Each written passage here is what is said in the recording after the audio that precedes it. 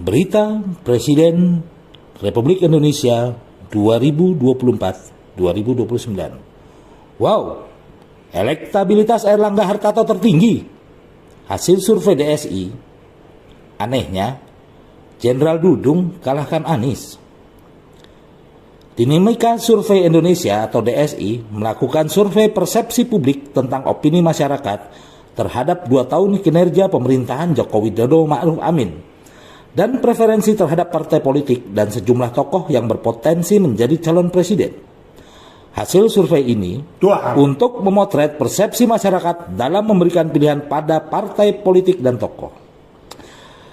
Koordinator Survei Nasional DSI, Permadi Yuswiryanto kepada Gatra.com mengungkapkan hasil survei yang dilakukan antara lain tentang jajak pendapat masyarakat terkait pemerintahan Jokowi Ma'ruf Amin terhadap persoalan ekonomi akibat dampak COVID-19.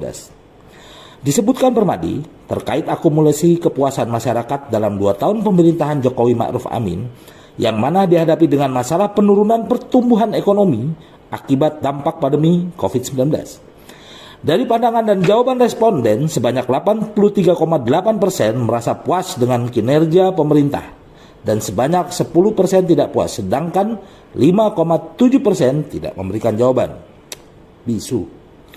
Setelah 2 tahun pandemi COVID mempengaruhi kehidupan masyarakat, dari hasil survei didapati bahwa masyarakat memberikan respon positif terhadap kondisi ekonomi Indonesia di tahun 2022. Masyarakat di Indonesia memiliki optimisme tentang pertumbuhan ekonomi Indonesia di masa depan, ujar Permadi. Dari hasil survei yang telah dilakukan, 76,7% responden memberikan respons positif terhadap kondisi ekonomi masa depan. Sementara itu, 16,6% responden memberikan respon yang pesimis terhadap kondisi ekonomi di Indonesia. Sisanya sebanyak 6,7% dari total responden memilih netral.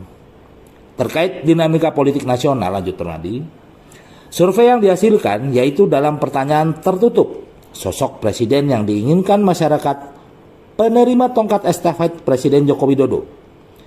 Didapati hasil jawaban responden mengungkapkan 91,8% menginginkan sosok presiden yang bekerja dan terbukti kerjanya memberikan dampak kesejahteraan bagi masyarakat.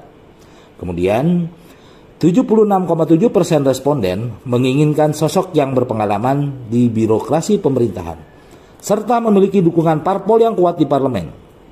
Kemudian 62,8% responden menginginkan kinerja pemimpin yang merakyat. Hasil temuan ini menunjukkan tren yang mulai bergeser dari sosok presiden yang merakyat sebelumnya ke sosok presiden yang program-program kerjanya bisa memberikan benefit dan peningkatan kesejahteraan pada masyarakat, papar Permadi. Menurut Permadi, dari respon yang disurvei ditemukan preferensi yang lebih kuat terhadap capres dengan latar belakang sipil, bukan militer. Sebanyak 53,2% responden mengaku tidak setuju atau sangat tidak setuju dengan pernyataan presiden sebaiknya memiliki latar belakang militer atau kepolisian. Sedangkan yang setuju sebanyak 29,7%, presiden sebaiknya memiliki latar belakang militer. Sedangkan yang tidak menjawab atau tidak masalah dengan latar belakang sipil ataupun militer sebanyak 17,1%. Temuan ini tidak terlalu mengejutkan karena pemilih di 2 pilpres memang cenderung memilih presiden yang kuat. Bukan hanya mereka yang pernah berkarir di militer, capres sipil justru memiliki peluang yang lebih besar untuk menang di alam demokrasi Indonesia saat ini. Berkaca dari kesuksesan Joko Widodo di tahun 2014 dan 2019 saat mengalahkan pesaingnya yang memiliki pengalaman di militer, Prabowo Subianto, tambah Permadi.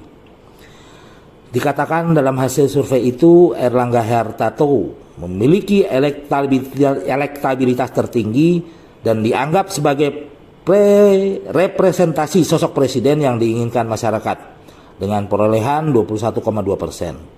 Sementara Prabowo berada di urutan kedua dengan perolehan angka 16,2%. Disusul urutan ketiga Ganjar Pranowo dengan perolehan 9,6%. Nah, Jenderal Dudung Abdurrahman 5,1%, sedangkan Anies Baswedan, Gubernur DKI Jakarta, di angka 4,3%. Terakhir Puan Maharani di 3,6%. Sementara lainnya hanya meraih elektabilitas masing-masing.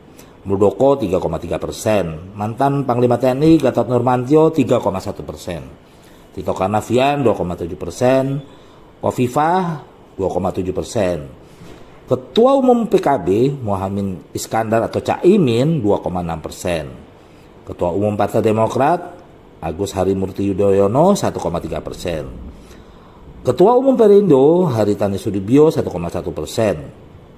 mantan Ketua Mahkamah Konstitusi Mahfud MD 1,1% dan Ridwan Kamil 0,7%. Sedangkan responden yang tidak menjawab atau tidak tahu atau belum menentukan pilihan undecided sebanyak 21,4%. Untuk pilihan masyarakat terhadap partai politik, menurut Permadi cenderung memperlihatkan kemapanan preferensi mereka. 2 tahun terakhir pilihan masyarakat terhadap partai tidak begitu beranjak jauh dengan hasil pemilu 2019. Meskipun demikian, dinamika tingkat keterpilihan partai tetap terbuka selama 3 tahun ke depan. Hingga jelang pemilu 2024, terekam dari hasil survei partai-partai politik yang saat ini memiliki kursi di DPR RI, hanya 8 partai politik berpeluang lolos ambang batas parlementer 4%, sebagai salah satu syarat untuk bertahan di lembaga legislatif nasional tersebut. Sementara partai-partai debutan baru tidak ada yang lolos melewati ambang batas. Hal ini terpotret dari pilihan responden dalam survei ketika diminta untuk memilih parpol jika pemilu digelar saat survei dilakukan, di mana PDI Perjuangan masih menempati urutan pertama dengan tingkat elektabilitas 13,9%, walau hasil menunjukkan penurunan dibandingkan hasil pemilu 2019. Di urutan kedua ditempati Partai Golkar dengan tingkat keterpilihan 13,6%, Partai Gerindra 13,3%, PKS 6,7%, PKB 6,2%, Partai Nasdem 5,7%, Partai Demokrat 5,2%, dan disusul oleh PAN 4,2%. Adapun partai-partai yang tidak berpeluang lolos ambang batas atau di bawah 4% dalam survei ini masing-masing tingkat elektabilitas, yaitu Partai Persatuan Pembangunan 2,1%, Perindo 1,9%, Partai Hanura 1,3%, PBB 1,2%, Partai Garuda 1,1%, PSI 1,1%, Partai Berkarya 0,8%, PKPI 0,6%.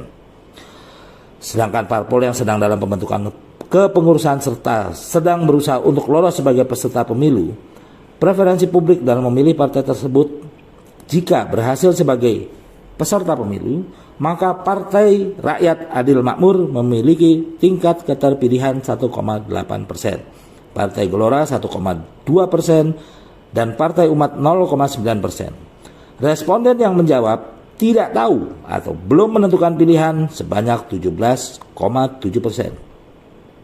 Permadi mengatakan survei dilakukan dengan metode multi-stage random sampling terhadap 1.988 orang di 34 provinsi secara proporsional pada 22 Desember 2021 hingga 6 Januari 2022. Tingkat kepercayaan survei ini mencapai 95% dengan margin of error sebesar 2,2%. Pungkas Permadi Yuswiryanto.